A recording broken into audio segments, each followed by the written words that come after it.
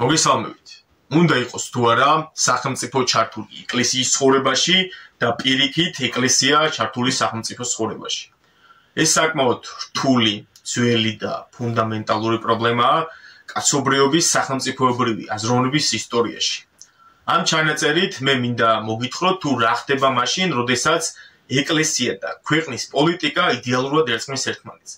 ეს არის ისტორია ადამიანზე, რომელმაც საფრანგეთი აქცია ეროვნულ სახელმწიფოდ. შესვა იმპერიულ რელსებზე და მთელ მსოფლიოს ნიმუშად დაუტოვა თუ როგორი უნდა იყოს ჭეშმარიტი ეროვნული სახელმწიფო. არმან ჟან დიუ პლესი, ჰერცოგი რიშელი, ან უბრალოდ კარდინალი რიშელი.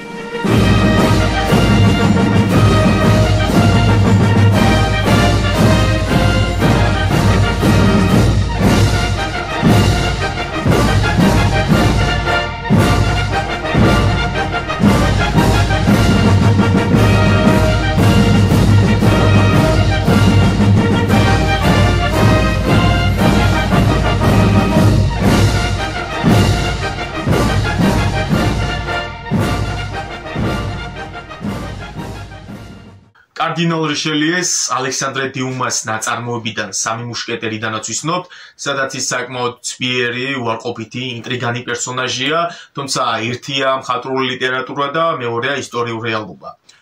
რიშელიე სწორედ მაშინ გამოჩნდა, როდესაც საფრანგეთს სჭირდებოდა ეპონა ახალი გზა პროტესტანტისთან თანაცხოვრებაში და მსოფლიოს პოლიტიკური ისტორიის ახალ ეპოქაში თავისი განსაკუთრებული ადგილი და როლი ეპოვა. არმან ჟან დიუ პლესი, მოკლედ რომ ვთქვათ, კარდინალი რიშელიე დაიბადა პარიზში 1585 წელს. მიეკუთვნებოდა არისტოკრატთა ფენას. რიშელიეს ოჯახმა დიდი მსხვერპლი გაიღო საფრანგეთის რელიგიური ომების დროს, რის გამოც მეფე ანრი მესამემ ლუსონის საეპისკოპოსო კათედრა გადასცა ოჯახს. თავდაპირველად რიშელიეს ძმა იყო მიჩნეული ეპისკოპოსად, მაგრამ საბოლოოდ მან ბერის სამოსი ჩაიცვა. 1606 წელს ანრი მესამემ აირჩია რიშელიე ეპისკოპოსად.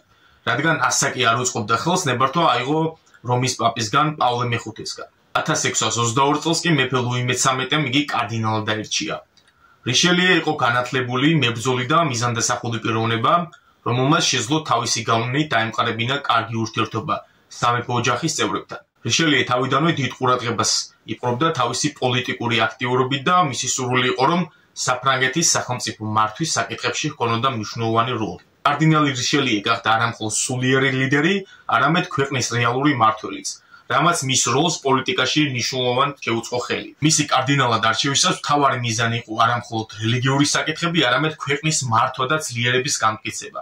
ის მეფის ერთ-ერთი ყველაზე გავლენიანი მრჩეველი იყო და გახდა შემდეგ პირველი პრემიერიც.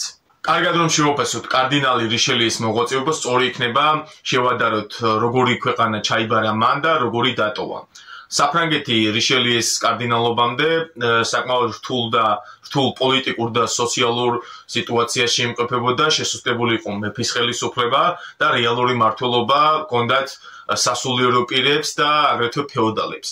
რთული იყო ქვეყნის შიდა მდგომარეობა, რელიგიური ომები მიმდინარეობდა კარდინალ რიშელიეს მოღვაწეობამდე, ჰუგენოტებსა და კათოლიკეებს შორის ომი, პროტესტანტებსა და კათოლიკეებს შორის ომი, ასევე ქვეყნის საგარეო მდგომარეობას რთული იყო, საფრანგეთი დაპირისპირებული იყო ჰაბსბურგთა დინასტიასთან, ესპანეთის, ავსტრიის, ჰოლანდიის და აგრეთვე ინგლისის სახელმწიფოსთან.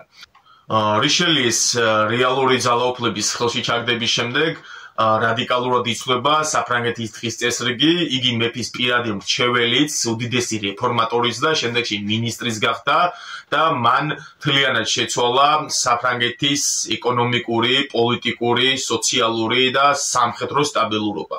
კარდინალი რიშელიეს რეფორმებს შორის 6 მნიშვნელოვანი პუნქტი შეიძლება გამოვყოთ და თითოეულს ჩამოთვლით.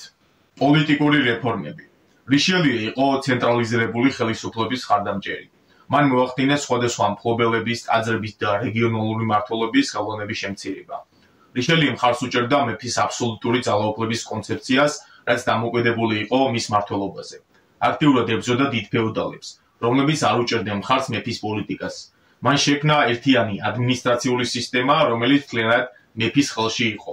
ამან ხელი შეუწყო მის ხელისუფლებას, რადგან რეგიონის მმართველები აღარ იყვნენ დამოუკიდებლები და ყველა გადაწყვეტილებას კარდინალი იღებდა.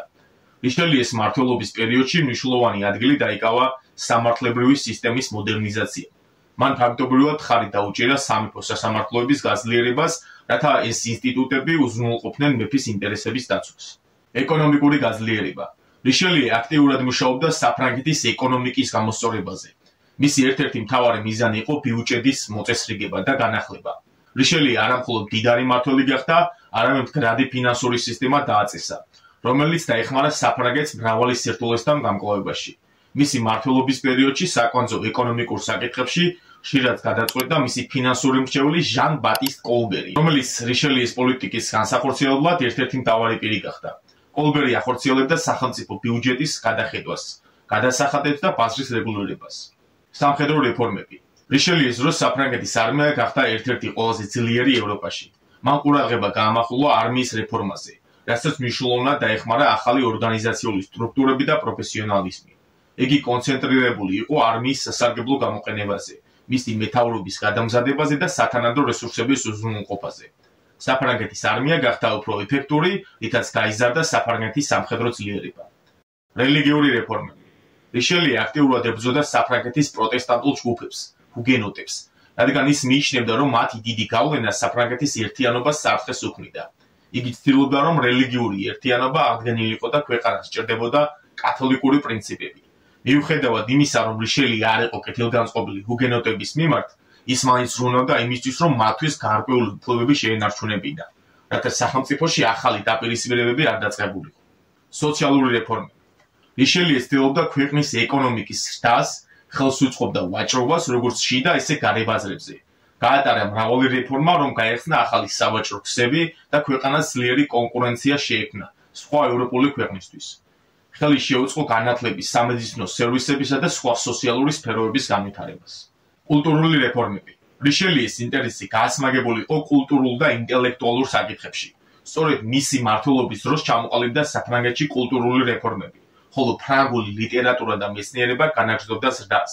კარდინალი რიშელიე მართლაც იყო თავისი ეპოქის საუკეთესო პოლიტიკოსი. მისი სიტყვები სახელმწიფო პირველია, სწორად უსვამს ხაზს მის დამოუკიდებლობას საფრანგეთისადმი. მისი აზრით, სახელმწიფოს ინტერესები უფრო მაღლა უნდა მდგარიყო, ვიდრე სხვა ნებისმიერი ჯგუფის, ფეოდალების, სასულიერო პირების და სხვა. მან ასევე შექმნა პერსონალური დაცვა, გაძლიერა ჯარი, ფლოტი, შექმნა პირველი დაზვერვის სისტემა, რომლითაც შემდეგ ხელმძღვანელობდნენ სხვა სახელმწიფოები. მიუხედავად ყველაფრისა, რიშელიეს პოლიტიკა ნამდვილად არ იყო მშვიდობიანი. შემდეგ პერიოდში მოხდა ფრონტის აჯანყება 1648-53 წლებში და ყველაფერს აკეთებდა რიშელიე, რათა არ მომხდარიყო ქვეყანაში რევოლუცია და მეფის ინტერესები და სახელმწიფო ინტერესები ყველაზე მნიშვნელოვან და უპირველეს ადგილას ყოფილიყო. რიშელიე იყო ფიგურა, რომელმაც საფრანგეთს ყველაზე კრიტიკულ და რთულ პერიოდში მოუტანა დიდება და სტაბილურობა.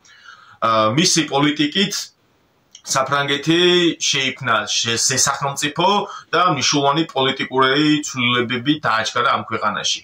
თუმცა ჩვენ მაინც არ გვირკვის რიშელიეს მოღვაწეობა, რადგანაც ქართულ რეალობაში რიშელიეზე ალბათ მაინც დიდი სასულიერო და პოლიტიკური პირი გყავს. ეს არის გიორგი ჭყონდიდელი, რომლის რეფორმებმა და ძალამ საქართველოს სამეფო რეგიონში ყველაზე მნიშვნელოვანი და უძლიერესი სახელმწიფო გახადა. ამით ეს ჩანაწერი დასრულდა. მადლობა ყურადღებისთვის.